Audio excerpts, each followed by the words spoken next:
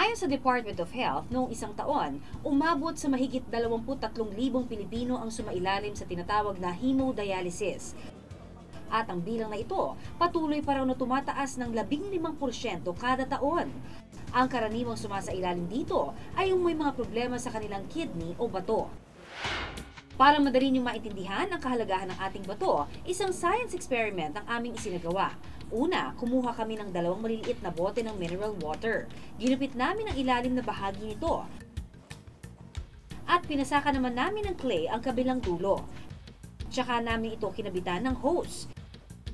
Nilagyan din namin ng ilang patong ng coffee filter ang bawat bote.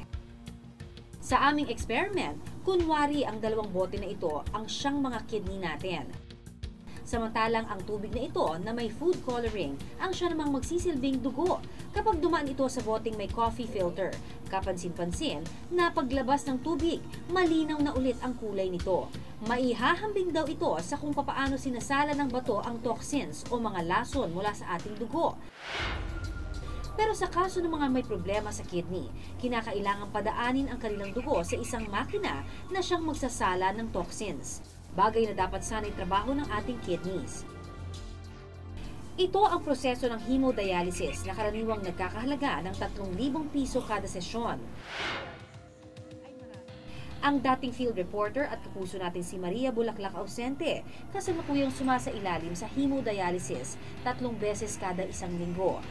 Kwento niya, taong 2012 habang nasa out-of-town coverage, nakaramdam siya ng labis na panghihina at hirap sa paghinga. I was breathing so hard na parang nahihilo ako na hindi ko alam. Akala ko lang, natake ako nung asthma ko. Nang dalhin siya sa ospital, nalaman ni Maria na mayroon na pala siyang end-stage renal disease. Sa madaling salita, pumalya na ang parehong bato niya. Dahil dito, napakalaki raw ang ipinagbago ng kanyang pamumuhay. Kahit nga yung simpleng takbo lang, hindi ko na magawa yun. So, mahirap siya in the sense na active person ako dati, ngayon, hindi na siya. But I had to adjust kasi ito na lang yung natitira eh. Ayon kay Dr. Elizabeth Montemayor na isang nephrologist o yung eksperto sa mga sakit sa bato, may iba't ibang sakit sa bato na kapag napabayaan, nauuwi sa end-stage renal disease gaya ng sa kaso ni Maria. Pangkaraniwan na rito ang pagkakaroon ng kidney stones o yung bato sa bato. Yung mga crystals ng calcium or uric acid or other crystals pwedeng mamuo, no? Mamuo dun sa kidneys at pwedeng lumaki ng lumaki or dumami sila. May iba't ibang paraan para matanggal ang kidney stones. Una, ang makabagong extracorporeal shockwave lithotripsy. Ang prosesong ito ay non-invasive o yung hindi nangangailangan ng operasyon. Gumagamit lang ito ng tinatawag na high-energy sound waves para madurog ang mga bato.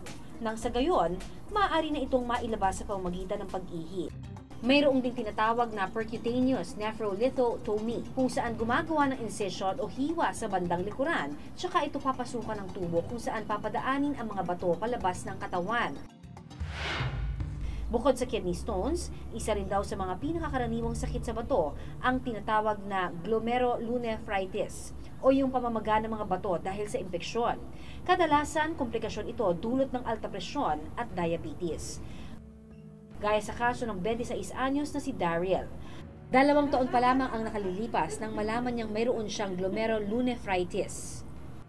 My own antibodies, my own immune system, ina-attack niya yung kidney ko. That's why it led to an end-stage renal disease. That's why it's killing my kidneys. So eventually, I would die if, 2 linggo pa lang ang nakakaraan nang sumailalim si Daryl sa kidney transplant. Para maisagawa ito, kinakailangan kumuha ng kidney mula sa isang donor na siya namang ipapalit sa palyadong kidney ng pasyente. Bago ito isagawa, kailangan muna nilang sumailalim sa mga pagsusuri para masiguro ang tinatawag na compatibility. Kaya nga kadalasan, sa mga kamag-anak pumipili ng donor ang pasyente. You don't have to look back, just look forward, be positive, and accept whatever's gonna happen to you next. So just take care of your kidneys.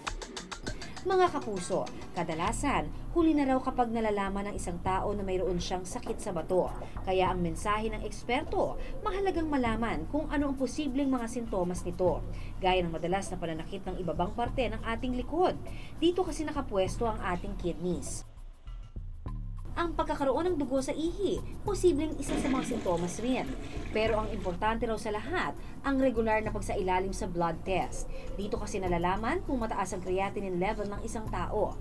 Ang creatinine ay isa sa mga kemikal na sinasala ng ating bato. Kung halimbawa nagfe-fail ang kidneys, yung creatinine sa katawan natin tumataas ang level. So kung tumataas ang level na yon, ibig sabihin there's failure to excrete at nagfe-fail na ang kidneys. Ang sabi nga, bato-bato sa langit, ang tamaan huwag magalit. Pero sa totoo lamang, lahat kayo mga kapuso, aming pinapatamaan ng isang simpleng mensahe lang naman.